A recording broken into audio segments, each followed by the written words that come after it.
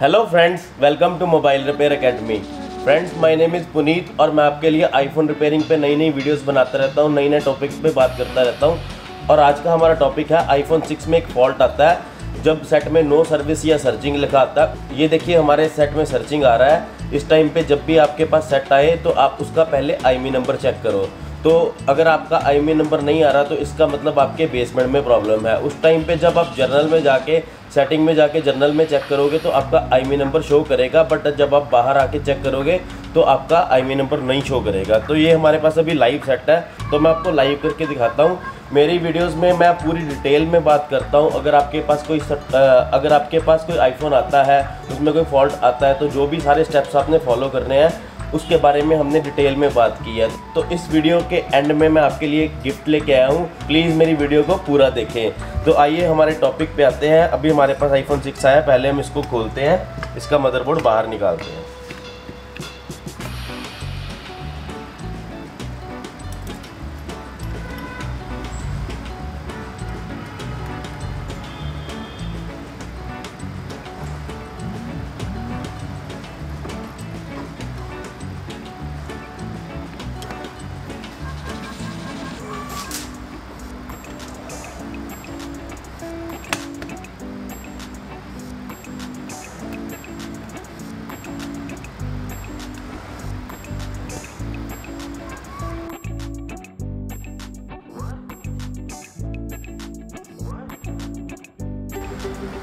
तो सबसे पहले आपने अपने मदरबोर्ड को बाहर निकाल लेना है। ये जो मैं आपको टॉपिक के बारे में बता रहा हूँ, ये दो सेटों पे अप्लाई होता है। एक हमारा 6 पे और 6 प्लस पे, दोनों सेटों में ये रूल अप्लाई होता है।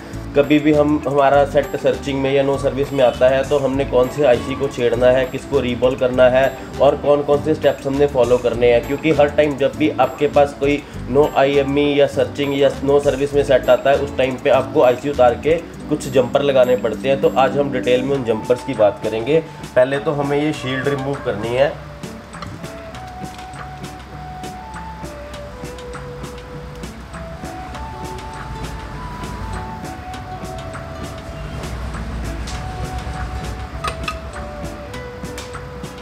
और जब भी आप शील्ड रिमूव करें, ये विदाउट नोजल करें।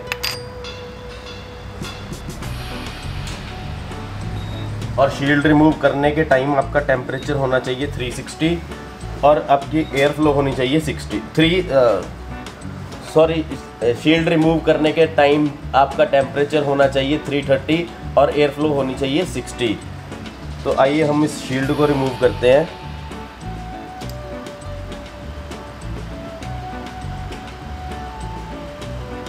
शील्ड उतारने टाइम आपको थोड़ा सा पेशेंस रखना पड़ेगा। तो शील्ड को उतारते समय बिल्कुल भी जोर मत लगाएं, शील्ड को अपने आप उतरने दें।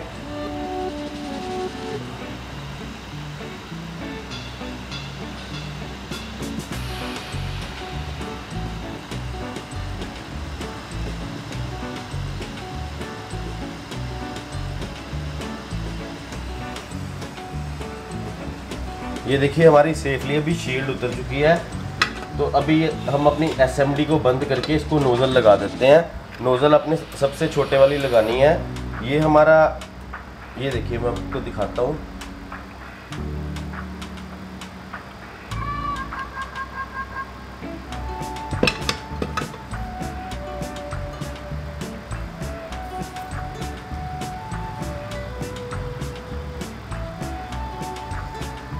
ये हमारा बेसबैंड CPU है। अभी हमने इस बेसबैंड CPU को रिमूव करना है। कभी भी आपके पास आईफोन 6 प्लस सर्चिंग में आता है, उस टाइम पे सबसे पहले जो आपने स्टेप फॉलो करना है, आपने उस बेसबैंड CPU को रिमूव करना है। तो इसको रिमूव करने के लिए आप पहले थोड़ी सी पेस्ट डाल लें।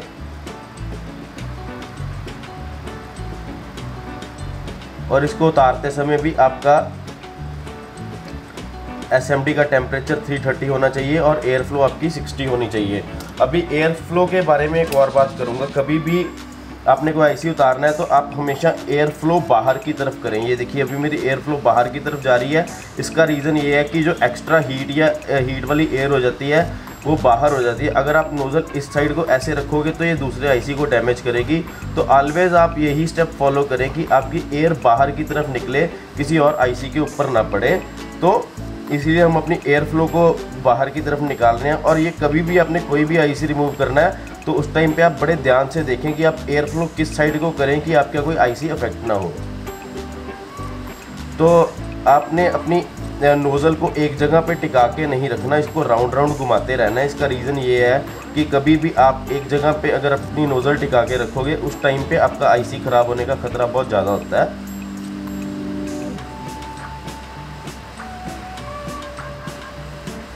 ये आईसी उतारने के बाद मैं आपको बताऊंगा कि ये प्रॉब्लम बेसिकली आती ही क्यों है सेट में बेस बैंड की।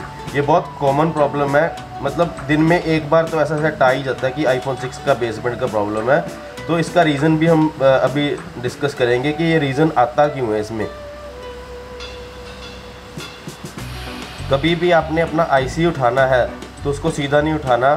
जब आप उसको हीट कर रहे हो तो थोड़ा थोड़ा अपनी ट्वीज़र के साथ इसको टच करते रहें।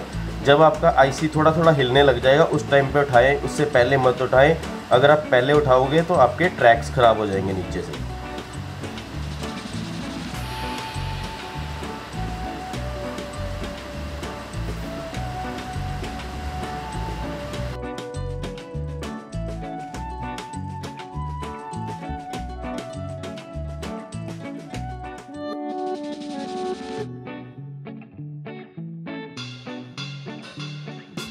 ये देखिए फ्रेंड्स, हमारा आईसी अभी उतर चुका है। तो अभी मैं आपको टेम्परेचर के बारे में कुछ बताऊंगा कि हमने 330 टेम्परेचर ही क्यों रखना है। इसका रीज़न ये है कि 330 टेम्परेचर पे हमारा सोल्डर बड़े अच्छे से मेल्ट हो जाता है। और जो ऑपोजिट साइड हमारे आईसी लगे हैं 330 टेम्परेचर पे इतना, और जो ऑपोजिट हमारे आईसी लगे हैं अगर हम 330 टेम्परेचर पे आईसी उतारते हैं तो वो मेल्ट नहीं होते। और 330 टेम्परेचर अगर आपके पास SMD 861 है तो आप 330 टेम्परेचर रखें। अगर आपके पास SMD 857 है तो आप उस टाइम पे टेम्परेचर 310 रखें। तो अभी हमने करना क्या है, इस आईसी को उतारने के बाद पहले हमने इस सरफेस को अच्छे से क्लीन करना है।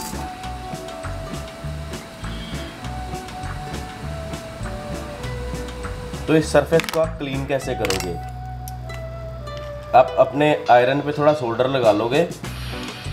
और सोल्डर लगाना कौन सा, आपने उस टाइम पे सोल्डर लगाना है 138 टेम्परेचर वाला, क्योंकि आपकी जो अभी सोल्डर लगा हुआ है 183 लगा हुआ है। अगर आप 138 टेम्परेचर के सोल्डर से यूज़ करोगे तो आपकी बॉलें बहुत इजीली मेल्ट हो जाएंगी। तो अगर आपको इस सोल्डर के बारे में ज़्यादा डिटेल में नहीं पता, आप मेरी एक और वीडियो है ऑन PPD, तो आप उसको जाके चेक कर सकते हो। उसमें मैंने पूरे डिटेल में बताया है कि कौन सी PPD का क्या रोल है, उनके टेम्परेचर्स कैसे वर्क करते हैं।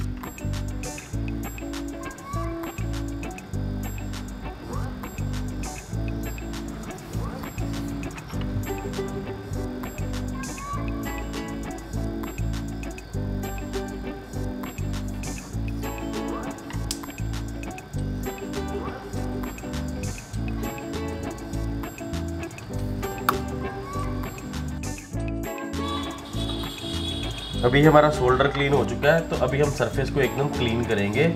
तो उसके लिए आपको करना क्या है, ये डीसोल्डरिंग वायर लेनी है। ये देखिए, अभी आपने नाइफ बिट वाला आयरन लेना है, इससे अपनी सरफेस को आपने साफ करना है।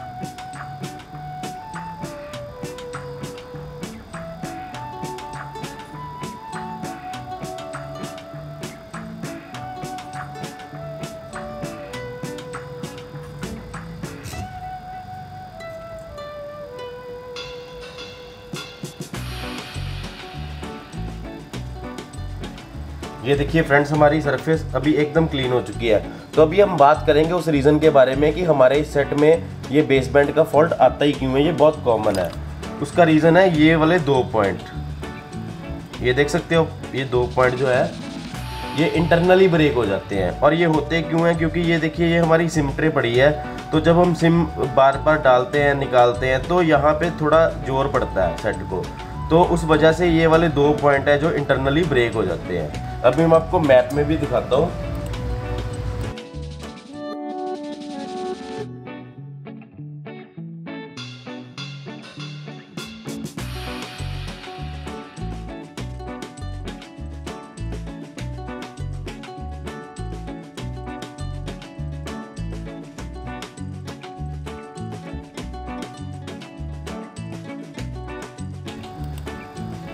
ये देखिए अभी हमने अपने 6 के मैप को खोला, तो ये देखिए ये हमारी सिम ट्रे है, ये हमारा बेसबैंड CPU है। तो ये जो 2 पॉइंट है V1 U1, ये दोनों इंटरनली ब्रेक हो जाते हैं। ये देखिए हमारी वैल्यूज़ आ रही हैं, तो उस टाइम पे क्या होता है, ये वैल्यूज़ आना बंद हो जाती हैं। तो अगर आपकी ये वैल्यूज़ ठीक भी आ रही हैं, उस टाइम पे भी आपको इनको जंपर करना पड़ेगा, क्योंकि ये वैल्यूज़ कभी ठीक आती हैं कभी ख़राब आती हैं। तो ये आपको हर टाइम कभी भी आपने बेसबैंड CPU रिवॉल्व करना है, तो उस टाइम पे आपको ये मस्ट है। 2 सेटों में एक 6 है और एक 6+ है। उस टाइम पे आपने V1 और U1 के जंपरिंग करनी ही करनी है। ये देखिए अभी मैं आपको करके दिखाता हूँ अपने जंपरिंग करनी कैसे है। अभी मैं इसको जूम करता हूँ।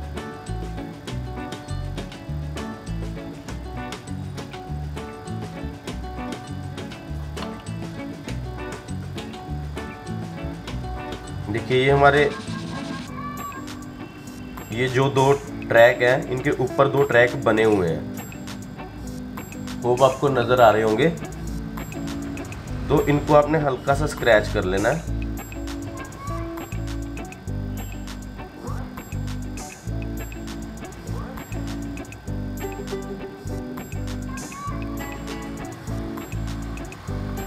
ये देखिए जैसे ही हमने हल्का सा स्क्रैच किया, नीचे से ये ट्रैक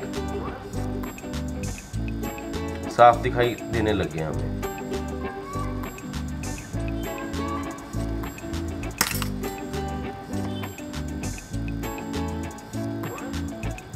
ठीक है फ्रेंड्स, होप आपको नज़र आ रहा होगा।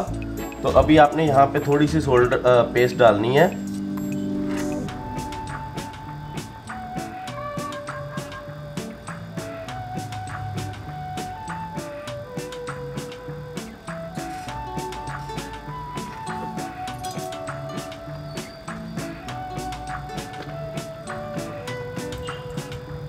और इनको सोल्डर करने के बाद डीसोल्डरिंग वायर के साथ अच्छे से क्लीन कर लें।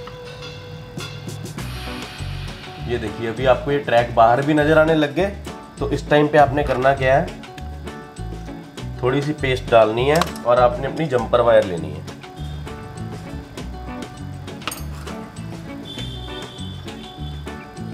ये देखिए ये जो बाहर का ट्रैक है और ये अंदर का ट्रैक है, आपने दोनों को मिला देना है।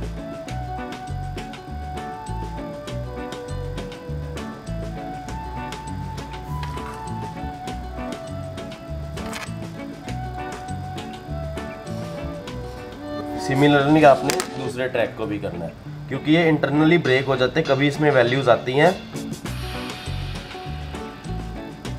कभी नहीं आती। तो ये मस्ट है, आपको ये जंपर करना ही है।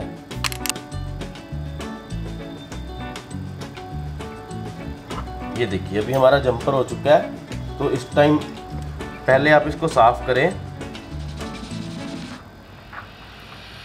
और साफ करने के बाद आपको ये एक UV ग्लू आती है, इस ग्लू को आपको इस जंपर के ऊपर लगाना है, ताकि आपका जंपर ख़राब ना हो। तो इसका प्रोसेस मैं आपको बताता हूँ सारा कैसे होता है। आपने थोड़ी सी ग्लू लेनी है। ये देखिए ये UV ग्लू मैंने लगाई है, ये जंपर के ऊपर रखा।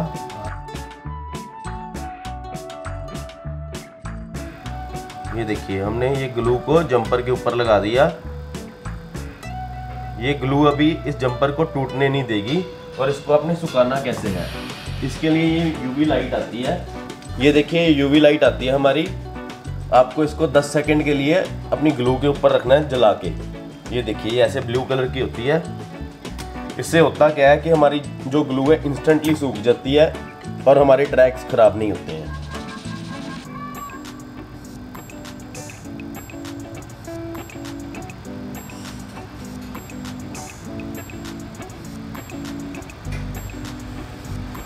तो ये देखिए हमारी ये UV ग्लू बिल्कुल सूख चुकी है। मैं आपको ट्वीज़र से टच करके दिखा देता हूँ।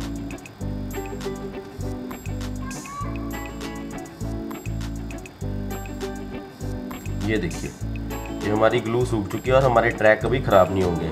तो अभी हमने करना क्या है, हमने अपने बेसबैंड CPU को रीबोल करना है। और एक बात आपको बता दूं, ये जो पार्ट आईफोन का होता है बेसबैंड CPU, चाहे किसी भी मॉडल का हो, इस पार्ट को हम चेंज नहीं कर सकते। ये चेंजेबल नहीं है। अगर ये पार्ट आपका गुम जाता है या ख़राब हो जाता है, तो इसका मतलब आपके सेट में कभी भी नेटवर्क नहीं आएगा। तो अभी हम अपने आईसी को रिवॉल्व करते हैं।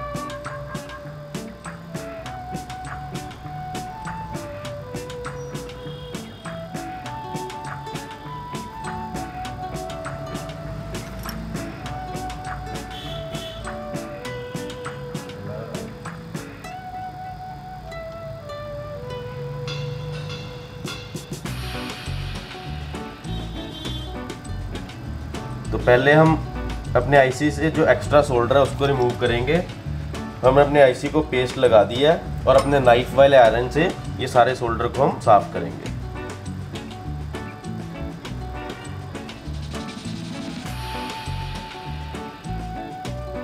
ये देखिए हमारा आईसी साफ हो चुका है।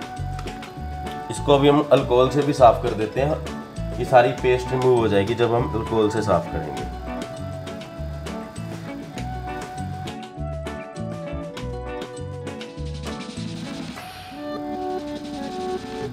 ये देखिए अभी हमारा आईसी क्लीन हो चुका है। तो अब ये हम अपने आईसी को रिवॉल्व करेंगे। तो आईसी को रिवॉल्व जब भी आपने करना है किसी भी आईसी को, तो उस टाइम पे आपको पीपीडी जो यूज़ करनी है वो होती है 183। थोड़ी सी पीपीडी हम बाहर निकालते हैं और इसको प्रॉपरली यूज़ करने का तरीका मैं आपको बताता हूँ। आपने पीपीडी कभी भी यूज़ करनी आईसी बनाने के लिए तो आपने सीधा ही पीपीडी अप्लाई नहीं करनी। आप छोटा सा क्लॉथ का पीस लें, उसके ऊपर पीपीडी लगाएं और उसको थोड़ा सा उसका मॉइस्चर कम करें। मॉइस्चर आपने कम कैसे करना है, अपने पेपर में उस पीपीडी को रोल करके थोड़ा सा दबाएं तो उसमें जो एक्सेस वाटर होगा वो बाहर निकल जाएगा। उसका रीज़न ये है कि अगर आपकी पीपीडी में एक्सेस वाटर होगा, उसमें मॉइस्चर ज़्यादा होगा, तो उस टाइम पे क्या होएगा कि आपकी बॉलें इधर उधर भागेंगी।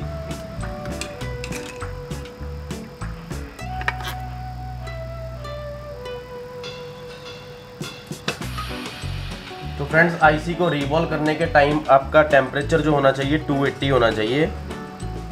अगर आपके पास 861 है और अगर आपके पास 857 है तो उस टाइम पे आपका टेम्परेचर होना चाहिए 250 और एयर फ्लो आपका 40 होना चाहिए।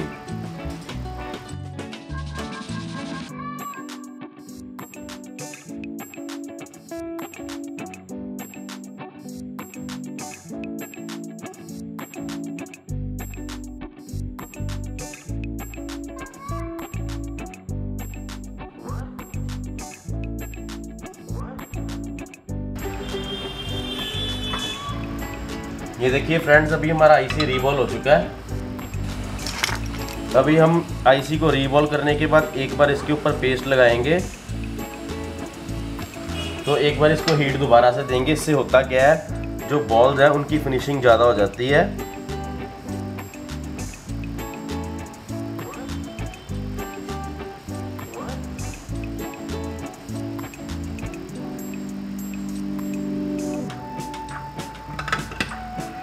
तो फ्रेंड्स, अभी आप ये सोच रहे होंगे कि ये जंपर आपने क्यों लगाए हैं, इसका रीज़न क्या है। इसका बहुत बड़ा रीज़न है कि जब भी हम अपने आईसी को किसी को उतारते हैं तो ये देखिए, अभी मैं अपने डायग्राम के आपको जूम करके दिखाता हूँ। ये सारी वैल्यूज़ आ रही हैं। तो जब हम इन वैल्यूज़ को ट्रेस करते हैं, किसी पॉइंट पे हमारी वैल्यू नहीं आती तो हमें पता लग जाता है उस पॉइंट में प्रॉब्लम है, तो हम उसका जंपर बनाते हैं। तो इसका जो हमें पता है कि हमने सीधा इसी फॉल्ट पे पहुंचना है, इसका रीज़न ये है कि हमने इस फॉल्ट में थाउजेंड ऑफ सेट ठीक कर दिए हैं और हमेशा यही दो जंपर में प्रॉब्लम आती है मोस्ट ऑफ द टाइम्स। ये नहीं है कि आपके अगर 1000 सेट आए हैं तो 1000 ही इसी जंपर से निकलेंगे, कुछ और रीज़न भी हो सकता है। तो उसके लिए क्या होता है कि पहले तो आप इन दो जंपर को लगा के आईसी लगाएं। तो उसके बाद क्या होएगा कि आपका फिर भी बेसमेंट नहीं आता, तो आप क्या करो, ये आईसी उतार के सारी वैल्यूज ट्रेस करो और किसी भी वैल्यू में गड़बड़ आएगी तो आपको पता लग जाएगा कि आपका फॉल्ट कहाँ पे है। तो अगर आपको प्रॉपरली पता ही नहीं आपने वैल्यूज़ ट्रेस कैसे करनी है या वैल्यूज़ आपको कहाँ से मिलेंगी, तो आप मेरी वेबसाइट पर विजिट कर सकते हो www.mobilerepairacademy.com। वहाँ मैंने बहुत सारे कोर्सेज बना दिए हैं जो आपको बेसिक सारा सिखाते हैं कि आपने ये वैल्यूज़ ट्रेस कैसे करनी है, इनको अप्लाई कैसे करना है। तो और ये जीआर वैल्यूज़ तो सारी मैंने अपनी वेबसाइट पे फ्री दे रखी है, तो आप कभी भी विजिट कर सकते हो। वहाँ बहुत सारे कोर्सेज फ्री और पेड कोर्सेज भी हैं। और अगर आप अपनी नॉलेज को अपडेट करना चाहते हो तो you must visit my website. आइए अभी हम आईसी लगाते हैं। ये देखिए अभी हमारा मदरबोर्ड आ गया।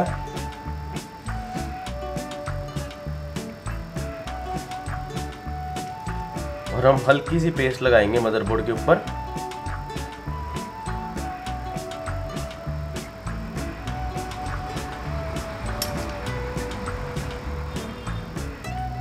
और फिर हम अपने आईसी को लगाएंगे।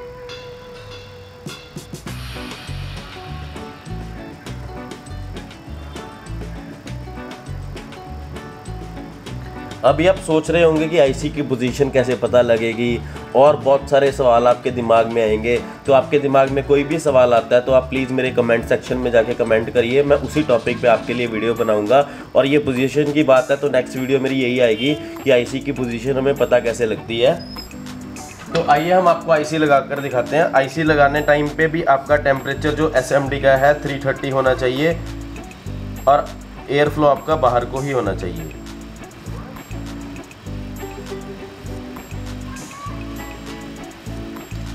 तो अभी आप सोच रहे होंगे कि आपको पता कैसे चलेगा कि आईसी सही लग गया है या नहीं लगा, तो उसका तरीका भी मैं आपको इसी वीडियो में बताता हूँ। ये देखिए, लास्ट में आपको ना अपनी ट्वीज़र के साथ थोड़ा सा आईसी को ट्विस्ट करके देखना है और ये देखिए आईसी डांस करेगा। जैसे ही आप इसको धक्का लगाओगे ये अपनी जगह पे वापस आएगा। इसको बोलते हैं आईसी को डांस करवाना। तो जब ये डांस करने लग जाएगा तो ये समझ लो कि आपका आईसी बिल्कुल ठीक लग चुका है। तो अभी हम अपने सेट को चेक करते हैं।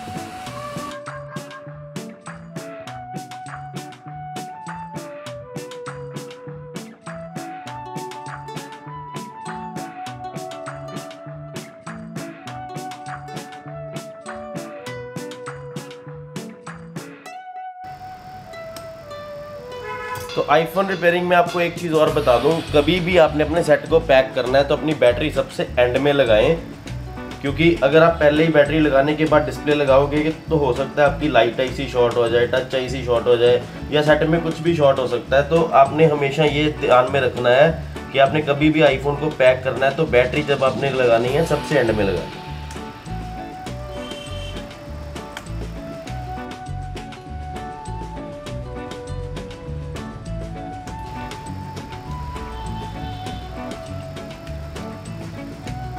तो हम अभी अपने सेट को चेक करते हैं और देखते हैं इसका नेटवर्क आया है या नहीं आया।